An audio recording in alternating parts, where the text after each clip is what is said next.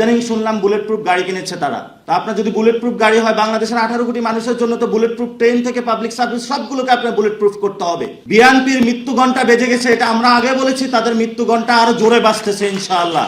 এবং আওয়ামী লীগের পরিণতি বিএনপির পরিণতি হবে।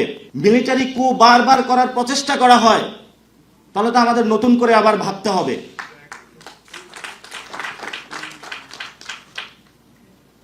আপনারা জানেন 2001 থেকে 6 বাংলাদেশে এমন কোন জগৎ ছিল না যেখানে দুর্নীতি করা হয় নাই। প্রত্যেকটা লোক দুর্নীতিতে হলো, তারা বিপর্যস্ত হয়েছিল। নতুন ভাবে হাওয়া ভবন তৈরি করা হয়েছিল এবং এখন ওই যে লোকগুলা হাওয়া ভবনে ছিল, যে পিএস ছিল, যে টাকার বান্ডালগুলো সামাল দিয়েছিল, তারা আজকে নমিনেশন পাইতেছে। আর নমিনেশন পায় বলতেছে আমি জুলাই সনদ আমি কিছু বুঝি না, নতুন বাংলাদেশ বলে কিছু বুঝি না। আরে ভাই, এটা কেমন কথা? তাহলে আপনি যে হাওয়া ভবন প্রতিষ্ঠা করলেন, বাংলাদেশে দুর্নীতি করলেন, এই গডফাদারদেরকে সৃষ্টি করলেন, সেই গডফাদারকে আবার নমিনেশন দিলেন, তো তাদের সামনে তো আসলে আপনার জুলাই সনদ বুঝার কথা না। আপনার জুলাই সনদ যদি বুঝতেন, আপনি যদি ঠিকই অগাস্টের পরে অথবা আগে বাংলাদেশে ফেরত আসতেন, জনগণের সামনে মুখোমুখি হতেন, জনগণের সামনে দেখতেন রাস্তায় যে লাশগুলো পড়েছিল, হাসপাতালে যদি ঘুরে ঘুরে আপনি দেখতেন যে আমাদের ভাইরা এখনো কাতরাচ্ছে, তাহলে আপনি বাংলাদেশে জুলাই সনদ এবং গণভোট কি আপনার হলো পরতে পরতে মাথার মধ্যে ঢুকে যেত। এটা আমাদের জন্য লজ্জা। বাংলাদেশ স্বাধীন হয়েছে, এখন আপনি আসতে ভয় পাচ্ছেন না। আপনি যদি ভয় পান, কাকে ভয় পাচ্ছেন আপনি? আমরা তো ভারতকে ভয় পাই না? আমরা কি দেশে চলাফেরা করি না?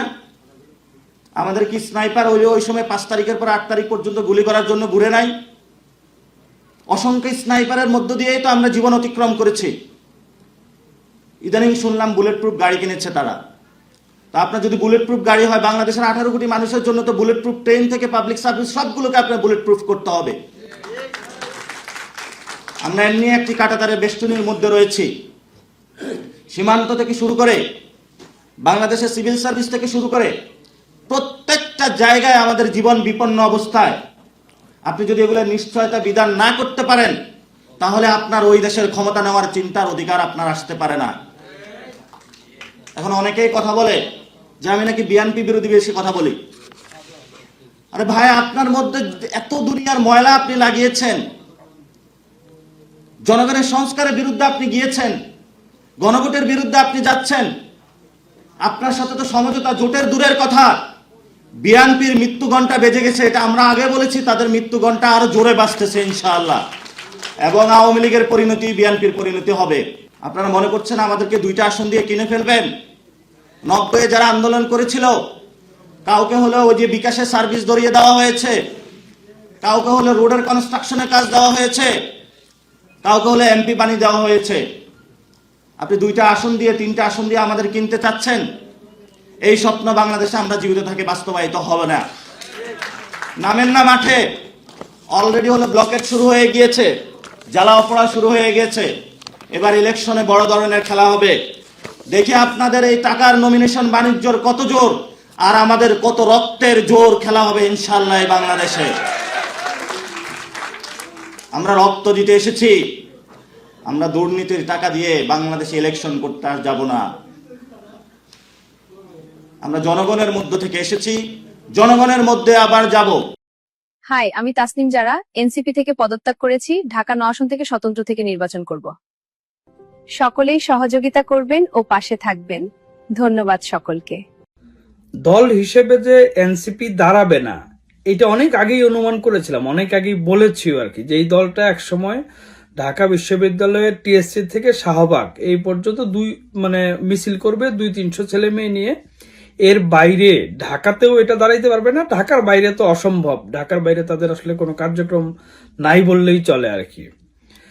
একের পর এক এই দলের নেতারা পদত্যাগ করছে। সর্বশেষ ব্রেকিং যে খবর সেটি হলো এই দলের সিনিয়র যুগ্ম সদস্য সচিব ডাক্তার তাসনিম জারা লন্ডন থেকে এসে, যিনি এই রাজনীতি করছেন এনসিপির হয়ে, সেই তাসনিম জারা পদত্যাগ করেছেন এবং তিনি এনসিপি বাদ দিয়ে ঢাকা 9 আসনে স্বতন্ত্র ইলেকশন করবেন বলে ঘোষণা দিয়েছেন।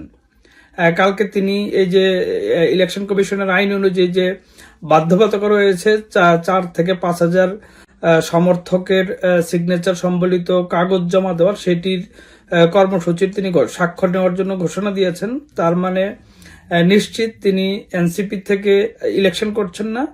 এনসিপির যে জামায়াতের জোটে যোগ দেওয়া, সেটা নিয়ে ভেতরে ভেতরে একটা নানা রকম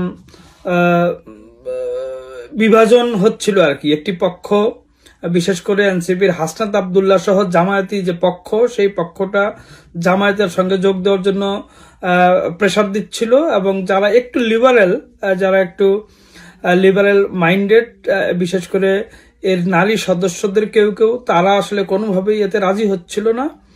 তারা একযোগে পদত্যাগ করার ঘোষণাও দিয়েছে। এর হয়তো আরো 2-1 দিনের মধ্যে আরো এর শীর্ষ পর্যায়ের নেতাদের অনেকেই পদত্যাগ করবেন। এবং ইতিমধ্যে আপনারা জানেন যে মাহফুজ আলম, এই যে ছাত্রদের যে মাস্টারমাইন্ড মাহফুজ আলম এবং আসিফ মাহমুদ, সজীব ভুইয়া, তারা এই দলে এখনো যোগ দেয়নি। ধারণা করা হচ্ছে যে মাহফুজ ইলেকশন করবে কি করবে না সেটা নিয়ে এখনো নিশ্চিত কোনো কিছু জানা যায়নি। তবে আসিফ মাহমুদ ধানমন্ডি 10 থেকে তিনি স্বতন্ত্র করবেন, এরকমই একটা আভাস পাওয়া যাচ্ছে। তার মানে এই যে শুরুতেই অঙ্কুরেই একেবারে বিনষ্ট অবস্থা এনসিপির। এই জন্যই গুরুজনরা বলে যে শুরুতেই এত হম্বিতম্বি করা উচিত না। একটু গুছিয়ে, একটু সুন্দর রাজনীতি, ইনক্লুসিভ রাজনীতি, সবাইকে নিয়ে রাজনীতি করতে পারলে এনসিপির একটা ভবিষ্যৎ ছিল।